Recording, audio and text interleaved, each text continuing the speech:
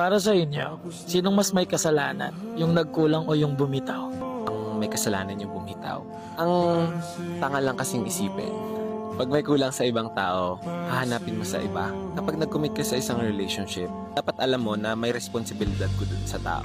So, kapag nagkulang ba yung ingredients ng spaghetti, sa pansit mo hahanapin. You have to communicate.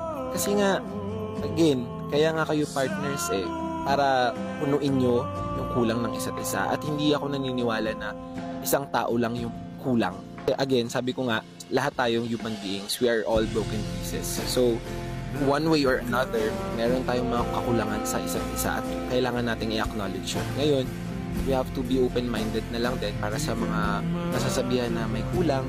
We have to be open-minded na lang din na hindi rin naman kasi talaga lahat magagawa natin. Kahit gaano pa natin isipin na ina-exert ko na lahat ng effort ko, meron at